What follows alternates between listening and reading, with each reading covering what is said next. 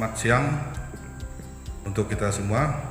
Saya atas nama Engelbertus Abdias Rosbito, mahasiswa PPG Angkatan 4 tahun 2021, hari ini melaksanakan kegiatan uji kinerja. Ini adalah kartu peserta saya sebagai tanda bukti. Sekian, terima kasih.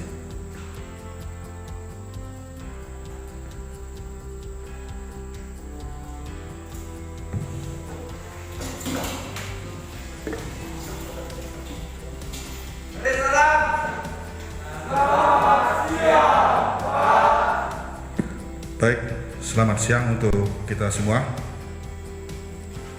Puji dan syukur kita aturkan kepada Tuhan yang Maha Kuasa, yang mana pada siang hari ini kita masih diberi kesempatan untuk melaksanakan kegiatan belajar mengajar di sekolah ini, ya, di tempat ini. Nah, mengawali pembelajaran kita pada siang hari ini, alangkah baiknya kita awali dengan berdoa, memohon berkat dari Tuhan yang Maha Kuasa. Oke, mungkin saya minta Alam ya untuk memimpin doa. Silakan Alam. Baik. Sebelum memulai pelajaran kita, marilah kita berdoa menurut agama dan kepercayaan kita masing-masing. Berdoa dimulai.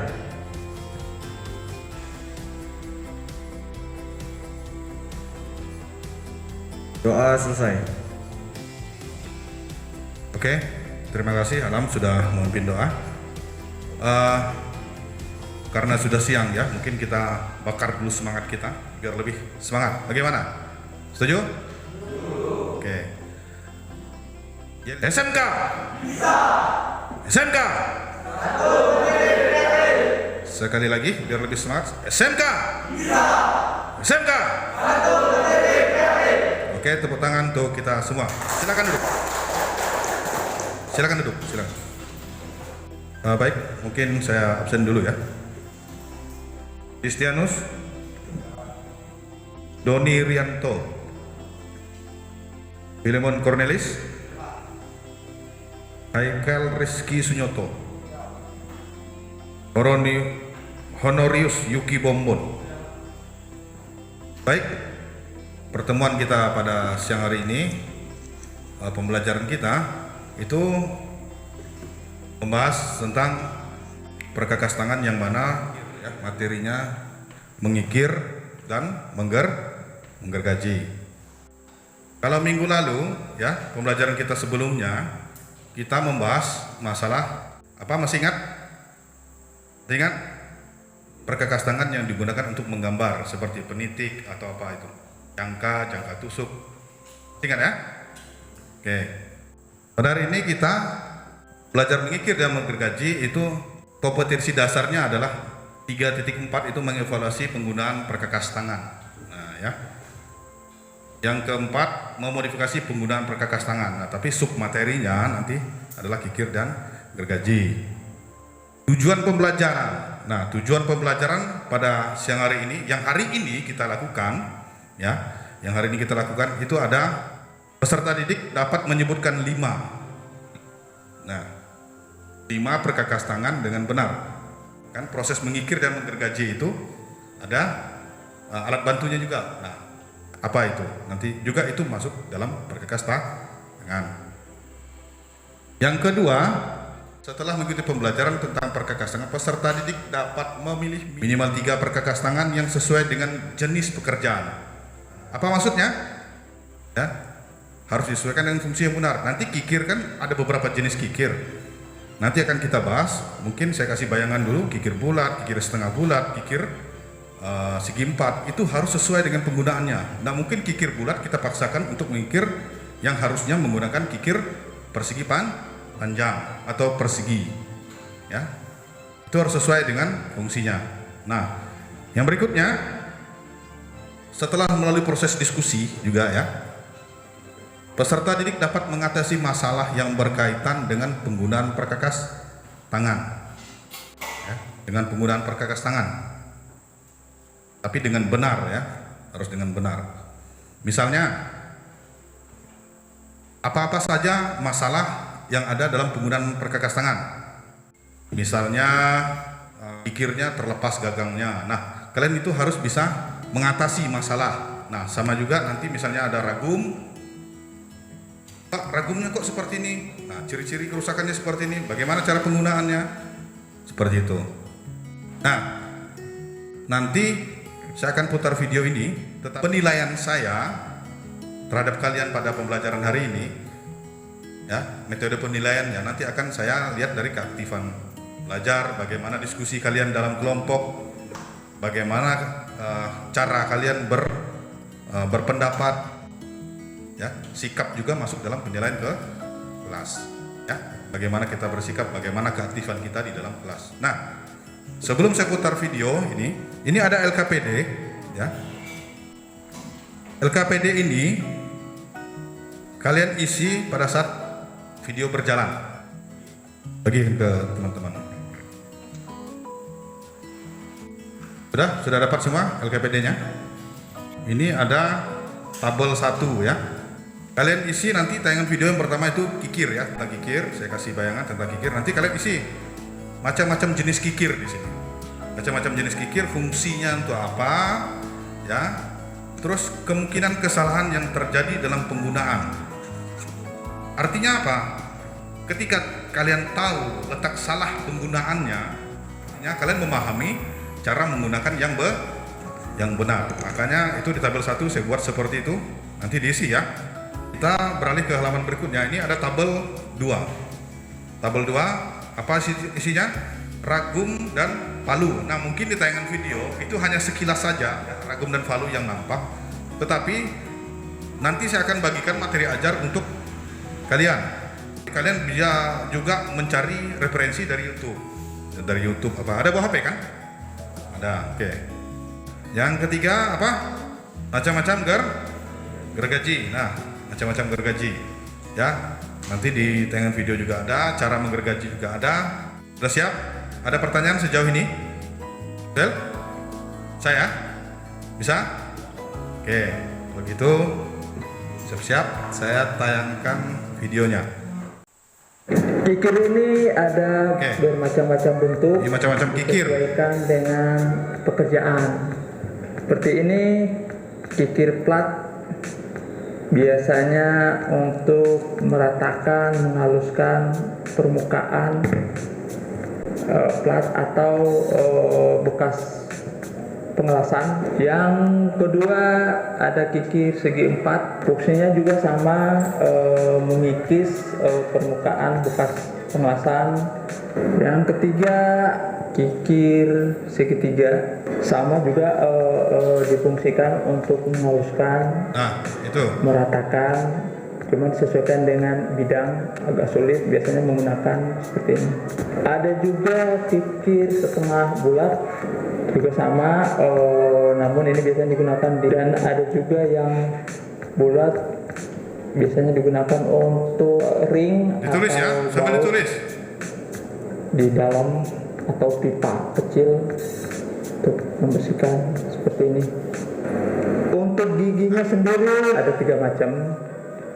Ada yang kasar, ada yang sedang, dan yang halus. Kalau untuk yang di sini kita tampilkan yang tulis langsung di LKPD, tidak masalah. Tulis saja di situ.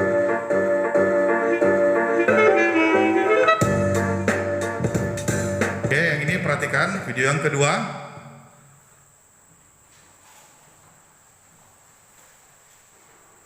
Cara memilih ketinggian ragum.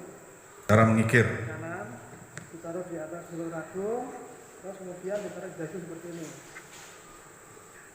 Apabila sudah setinggi dasi seperti ini, berarti ketinggian ragum sudah cocok. Kita pegang seperti ini. Kita pegang seperti ini, kemudian ibu jari di radius seperti ini. Ibu jari ini harus di radius seperti ini. Itu cara memegang kikir. Belakang harus mentok di bagian tangan, telapak tangan seperti ini. Setelah itu tangan kiri dipegang di ujung kikir seperti ini.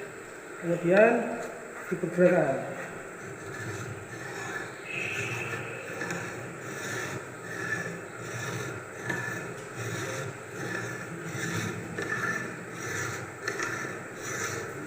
Kita dorong ke depan dengan cara mendorongnya pakai badan.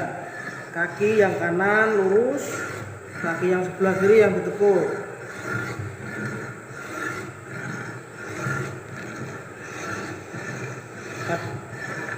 Kaki yang kanan ini lurus, terus kaki yang kiri ditekuk apabila waktu mendorong.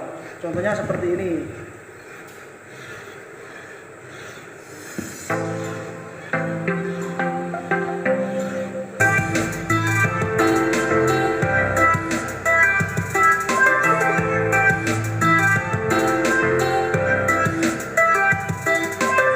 Lihat gerakan kakinya itu. Nah, ini hasil Dari pengikiran.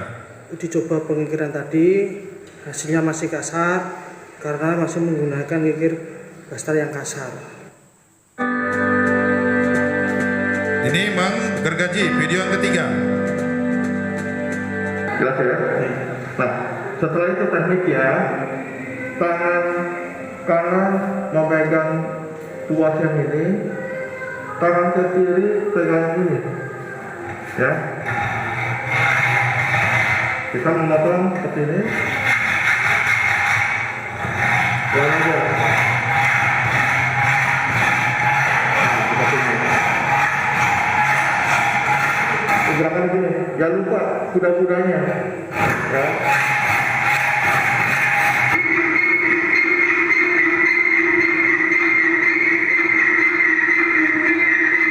Kita akhiri dulu, ya. Nanti kita lanjutkan ke pengerjaan selanjutnya. Oke.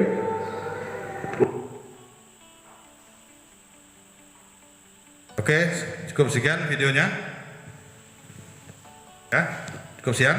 Mungkin masih ada yang kurang jelas dari tayangan video. Ada yang kurang puas, minta diulang misalnya. Yang bagian mana gitu? Atau sudah cukup? Sudah cukup ya? Nah, di tayangan video itu kan banyak sekali yang bisa mengundang pertanyaan bagi kita, bagi kalian ya. Nanti dibahas di forum diskusi. Nah, apa-apa saja masalah-masalah yang timbul nanti kalian ungkapkan ya, ungkapkan di forum diskusi. Saya akan membagikan ini materi ajar nanti. Di materi ini akan membantu kalian dalam pengisian LKPD itu, akan membantu kalian dalam proses diskusi kelompok. Oke, langsung saja. Mungkin karena ini 3 baris ya, saya minta pembagian kelompoknya sesuai ini saja biar tidak terlalu lama. Langsung ya. Ini tabel kan ada 3 tadi ya. Tabel ada 3. Saya minta ini tabel 1, tabel 2, tabel 3, udah gitu aja. Paham ya? Nah, sekarang bentuk kelasnya menjadi kelompok-kelompok kecil ya, kelompok 1, 2 dan 3. Langsung saja. Ini kelompok 1 nanti diketemukan itunya apa? Mejanya. Ya, ketemukan mejanya di sini. Oke, ini akan saya bagikan materi ajarnya.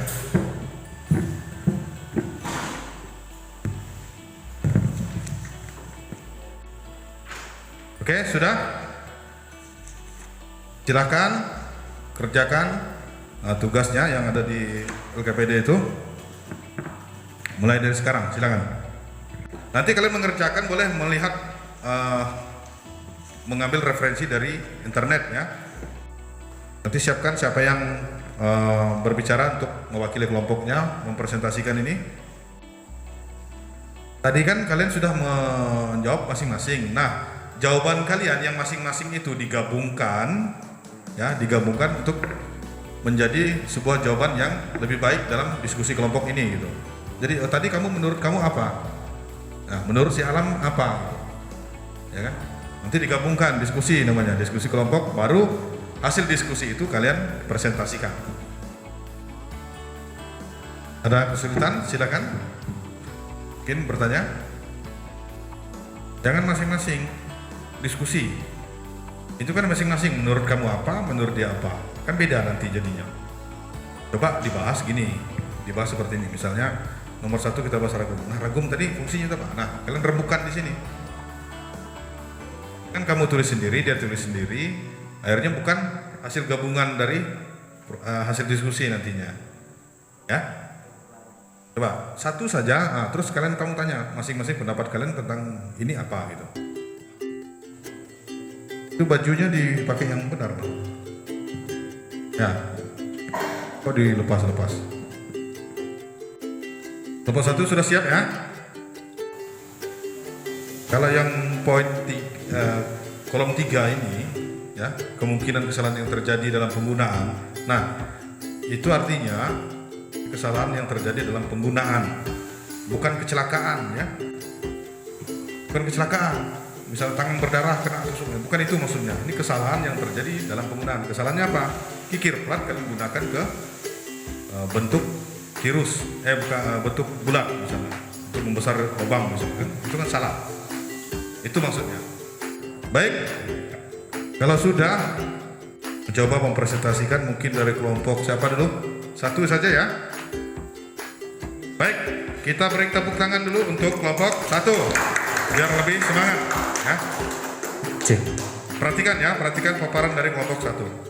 Silakan Ferdi perkenalkan dirinya dari kelompok 1 siapa. Oke.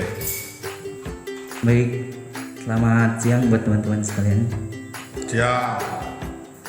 Saya dari kelompok 1 ingin menjelaskan mengenai presentasi kami di kelompok 1. Nah, yang pertama ada kikir gepeng atau flat. Nah, fungsinya sudah kita lihat tadi di video, sudah jelas untuk meratakan hasil pengelasan. Yang kedua, kikir segi 4 sama juga untuk meratakan atau membersihkan plat hasil pengelasan. Kemudian untuk kikir segitiga fungsinya meratakan atau menghaluskan bidang yang berbentuk sudut 60 derajat. Nah, dan yang terakhir yaitu kikir setengah bulat, fungsinya untuk menghaluskan serta suatu bidang cengkung. Nah, itu saja presentasi dari kami. Cukup sekian. Terima kasih. Ya, tepuk tangan dulu. Terima kasih kelompok 1 sudah mempresentasikan ini. Dari siapa nih? Dari yang biasa bertanya ini. Hah? Oh, kelompok 3. Kelompok 3 nih semangat. Oh, pakai mic-nya, mic saya enggak apa-apa. Siapa yang bertanya? Oke. Saya dari kelompok 3 mau bertanya. Jelaskan mengapa kikir tergantung pada ukuran kikir dan benda kerja. Sekian dari kelompok 3, terima kasih. Kelompok 2 sudah siap? Oke. Baik, saya dari kelompok 2 ingin bertanya bagaimana cara mengikir yang baik dan benar. Baik, saya akan Yang lain dengarkan ya. menjawab pertanyaan dari kelompok 2. Jawabannya, 1. Posisi kaki selama mengkikir, posisi berada di sebelah kiri ragum dengan kaki tetap pada tempatnya. Kedua lutut harus dibentangkan dan jarak antara kedua kaki disesuaikan dengan panjang kikir. Bagaimana? Kelompok 2? Gimana? Ragu-ragu. Oh, tiba-tiba dapat puas gitu. Kalau artinya puas seperti ini, kamu mendengarkan penjelasan dia, ya kamu dengarkan penjelasan temanmu, terus kamu ulangi, terus kamu bisa mengikuti apa yang dia jelaskan. Sebentar ya, kelompok 1 ya, saya juga ingin menjelaskan bahwa itu ada beberapa faktor yang harus diperhatikan. Mengatur ketinggian ragum. Karena masing-masing kita itu berbeda-beda tingginya. Coba misalnya Alam sini. Nah, perhatikan. Saya sama Alam, mana yang lebih tinggi? Tinggi Alam. Tinggi ragum hendaknya disesuaikan dengan bentuk dari benda yang akan dikerjakan dengan ketinggian orang yang menggunakan. Ketinggian ragumnya terlalu tinggi, terus akhirnya kita menjepit benda kerja itu juga menjadi tinggi. Apakah enak posisinya kalau saya mengikirnya seperti ini? Kan tidak enak, artinya ketinggian ragum harus diturunkan. Oke, itu ya tujuannya. Oke, silakan duduk Alam. Baik, mohon diperhatikan untuk Ya. kelompok 3. pertanyaannya tadi, jelaskan mengapa kikir bergantung pada ukuran benda. Jawabannya karena sesuai dari panjang benda kerja yang akan dikikir. Boleh saya tambahkan ya?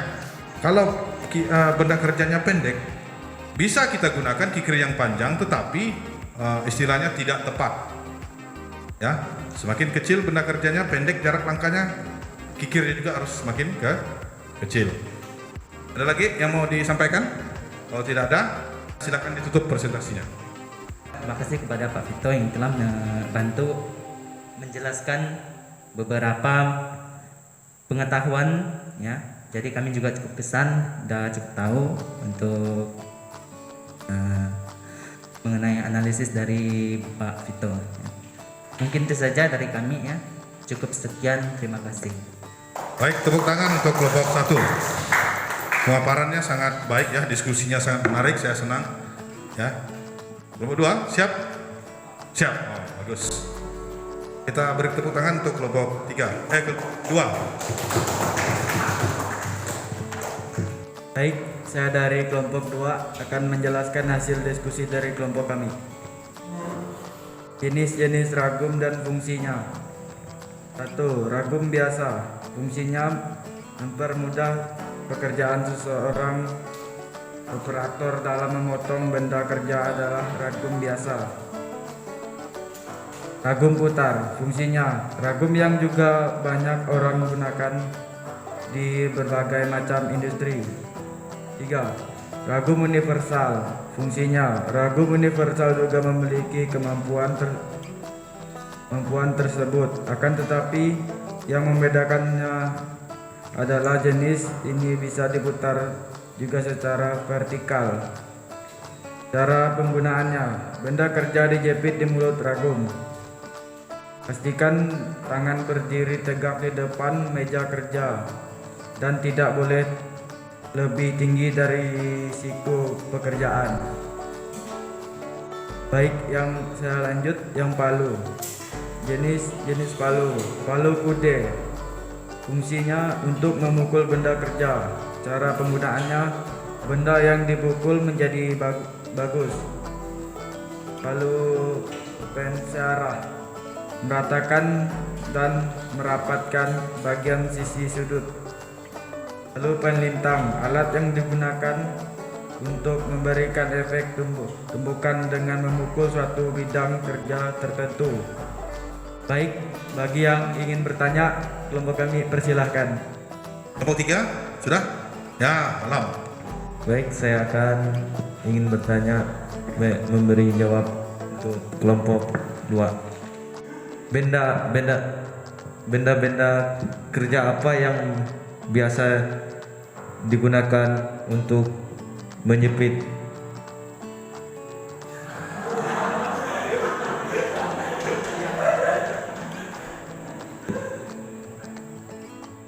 Coba. Apa tadi maksudnya? Ini ya Pak. Jelaskan cara menggunakan. Nah, yang pertama tadi apa?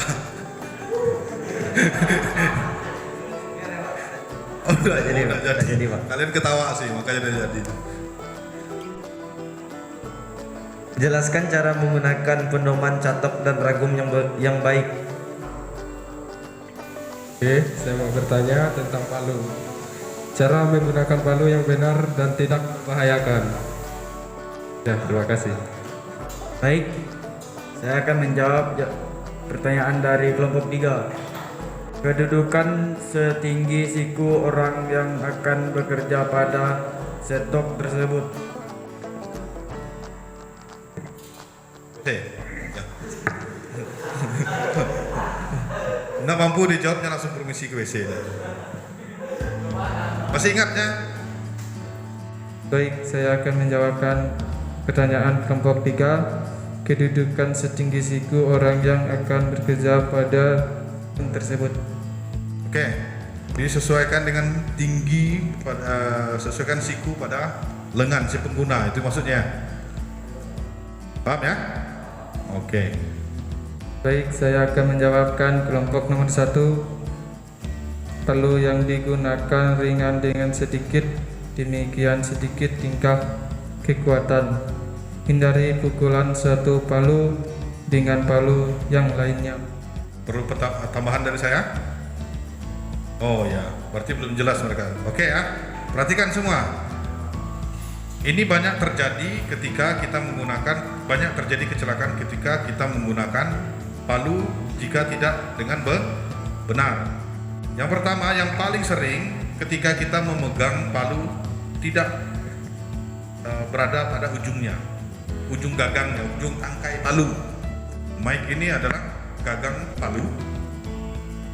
Mic ini adalah gagang. Biasanya yang dipegang, perhatikan, nanti ditanya enggak tahu. Ya. Gagangnya ini biasanya dipegang di sini. Ini palunya ya. Ini palunya. Ini lebih. Nah, biasa kecelakaan yang terjadi pada saat kita mengayunkan palu, sisa ujung gagang ini yang tidak kita pegang itu akan nyangkut ya. Akhirnya terdorong. Kalau misalnya tangan kita yang di depan, palunya mendarat bukan di paku, malah mendarat di tangan kita. Makanya saya sering katakan tolong pegang palu itu di ujung. Jadi cara menggunakan palu yang baik dan benar adalah memegang ujungnya ini. Ujung gagang itu full kita pegang, jangan disisakan. Baik, jika tidak ada lagi yang ingin bertanya, sekian dan terima kasih. Oke, beri tepuk tangan bagi kelompok 2. Kita pindah ke kelompok 3. Nah, beri tepuk tangan yang meriah nih untuk kelompok 3. Baik, saya akan menjelaskan dari kelompok 3. Macam-macam gergaji. Gergaji besi. Fungsinya untuk memotong benda kerja seperti besi. Cara penggunanya, gergaji potong harus menghadap ke depan. 2. Gergaji kayu untuk memotong benda kerja seperti triplek atau kasau. Kayu kasau. Ya. Cara pengguna, arahkan mata gergaji ke depan biar hasil akan memuaskan. Yang ketiga, gergaji Jepang, Donsuki dan Katabea. Apa itu? Hah? Gergaji Jepang nih Pak. Itu saja. Siapa tahu dari kelompok 1 dan kelompok 2 akan bertanya, silakan. Kelompok 2 ya. Baik, saya dari kelompok 2 ingin bertanya cara menggunakan gergaji besi yang benar. Itu dari kelompok 2. Kelompok 1. Berapa jenis gigi gergaji? Nah, kalian itu bukan disuruh ngitung gigi gergaji. Ada berapa jenis gigi? Jenis itu kan iya. Mata gergaji itu ada berapa jenis maksudnya? Bukan kalian disuruh ngitung gigi gergaji sampai ribuan itu. Baik, saya akan menjawab dari kelompok 2 ya. Cara menggunakan gergaji besi yang baik, yang benar. Gigi potongnya harus menghadap ke muka. Pemasangannya tidak boleh terlalu kendor atau kencang. Jelas dari kelompok 2? Penjelasan dari kelompok 3 jelas? Kelompok 2? Jelas. Jadi daun gergajinya harus dipasang kencang.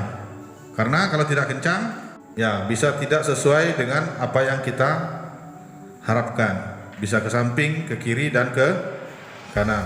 Nah, untuk penggunaannya sendiri ya, untuk penggunaan gergaji, cara menggunakan baik dan benar itu kurang lebih sama dengan penggunaan kikir.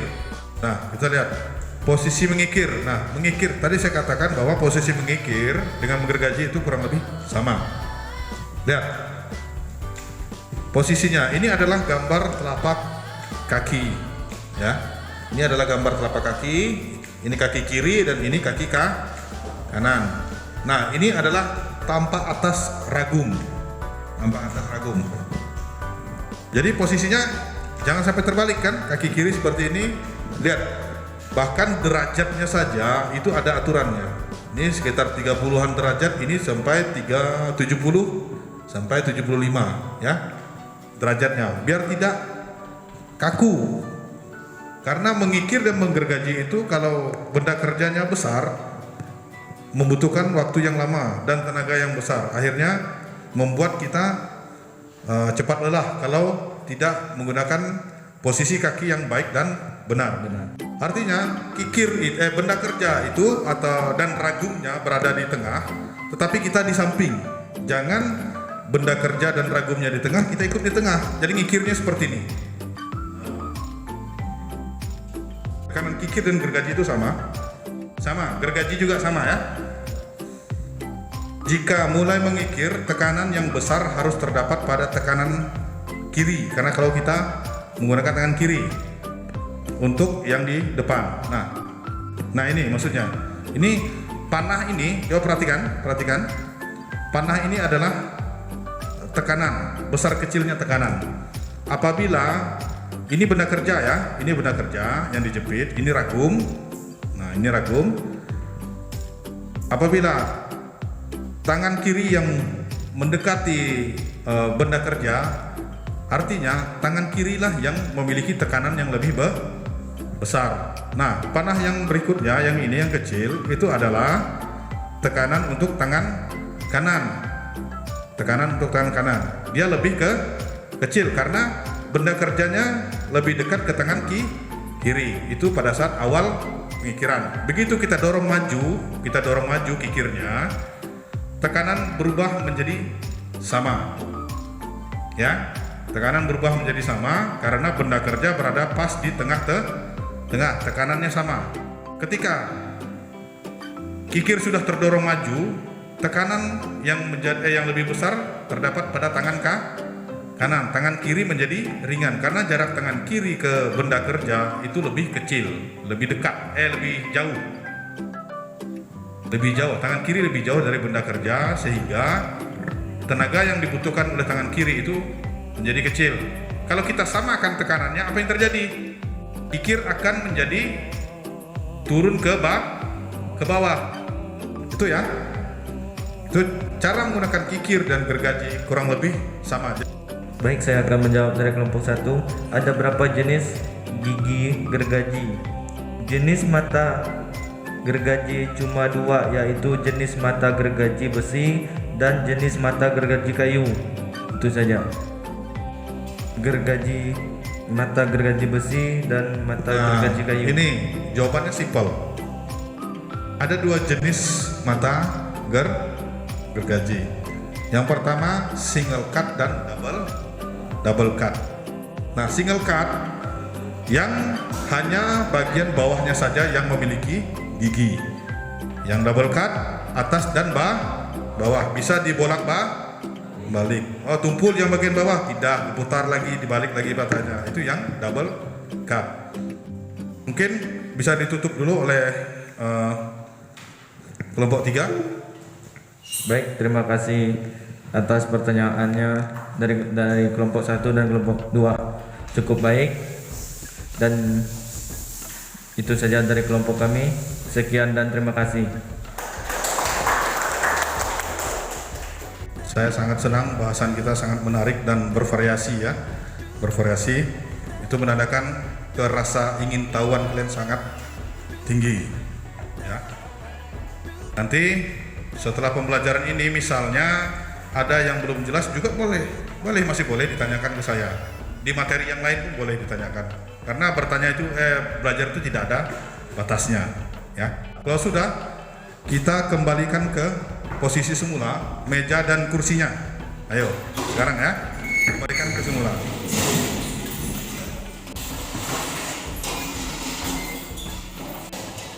Nah, kalau sudah, saya akan mengevaluasi pembelajaran kita pada siang hari ini.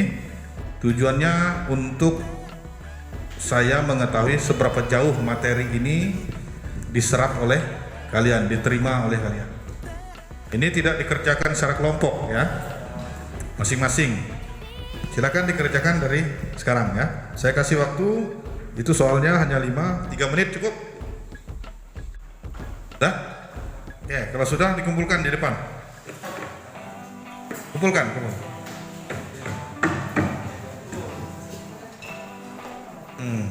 Ya. Nah, untuk pembelajaran hari ini bagaimana? Apakah masih ada yang kurang jelas sekiranya? Mungkin masih bisa ditanyakan sebelum kita akhiri. Tadi kan, apa-apa yang sudah kita bahas? Berapa macam kikir? Tadi itu, kikir bulat, ya. Kikir persegi 4. Nah, kikir segi 3. Ragum universal, bisa bergerak secara universal, artinya bisa ke vertikal dan horizontal. Bisa juga berputar secara keseluruhan.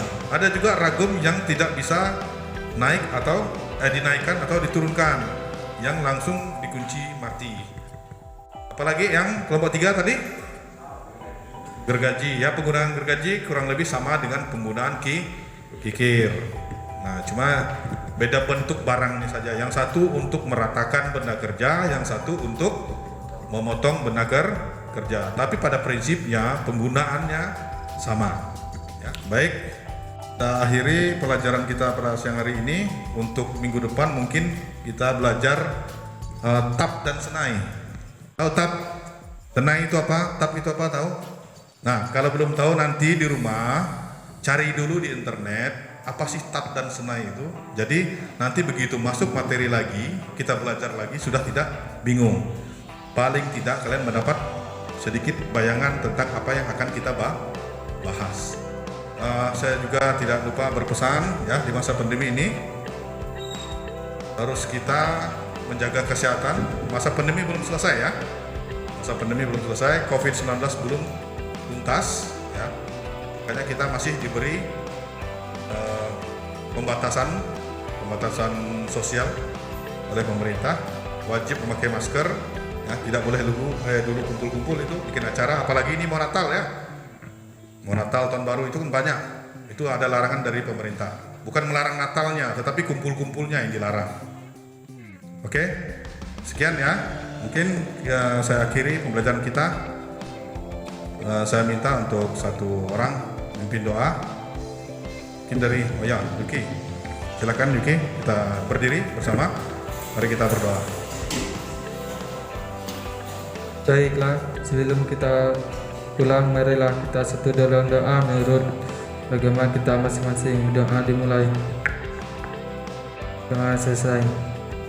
Oke, terima kasih Yuki telah memimpin doa untuk kita semua. Mari kita bertepuk tangan untuk mengakhiri pelajaran ini. Oke, selamat siang untuk kita semua. Silakan.